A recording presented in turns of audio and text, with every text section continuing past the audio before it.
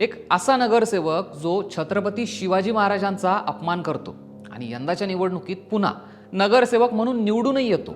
हो, मी बोलतोय अहिल्यानगरमधल्या एका गाजलेल्या नावाबद्दल, म्हणजेच श्रीपाद छिंदम यांच्याबद्दल.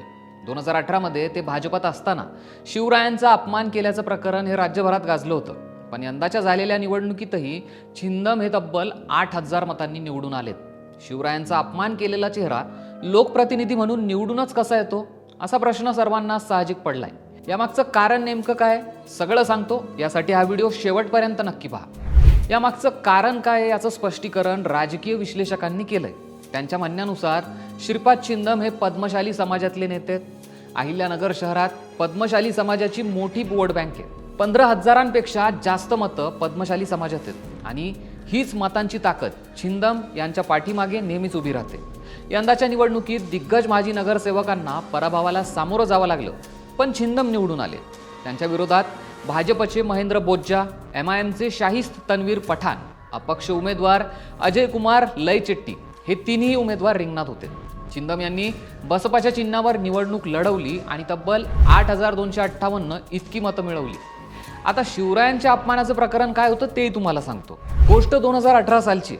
अहिल्यानगरच्या महापालिकेत नगरसेवक असताना त्यावेळी त्यांच्याकडे उपमहापौर पदही होतं.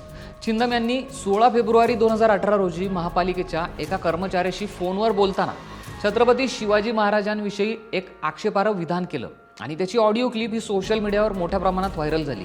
या प्रकरणानंतर राज्यभरात प्रचंड संताप व्यक्त केला गेला, मोर्चे निघाले, रॅल्या काढल्या गेल्या. यानंतर भाजपने छिंदम यांची पक्षातनं हकलपट्टी केली होती. त्यांच्याकडनं उपमहापौर पदाचाही राजीनामा घेतला गेला होता. पुढे प्रकरण जास्त पेटलं आणि श्रीपाद छिंदम यांना अटकही केली गेली होती. छिंदम यांच्यावरती धार्मिक भावना दुखावल्याचा तोफखाना पोलीस ठाण्यात गुन्हा दाखल करण्यात आला. पुढे डॅमेज कंट्रोल म्हणून छिंदम यांनी छत्रपती शिवाजी महाराजांना अभिवादन करत माफी मागितली होती. पण पुन्हा जेव्हा 2018 मध्ये अहिल्यानगरात महापालिकेच्या निवडणुका झाल्या होत्या, त्यावेळी छिंदम हे प्रभाग 9 मधनं उभे राहिले होते. त्या निवडणुकीतही त्यांना जनतेने निवडून दिलं. विशेष म्हणजे या मतदानावेळी त्यांनी EVM मशीनची पूजाही केली होती. त्याचा व्हिडिओ सोशल मीडियावर मोठ्या प्रमाणात व्हायरल झाला होता. त्यांच्या विरोधात सरकारी कामात अडथळा आणला असा गुन्हाही नोंद झाला होता.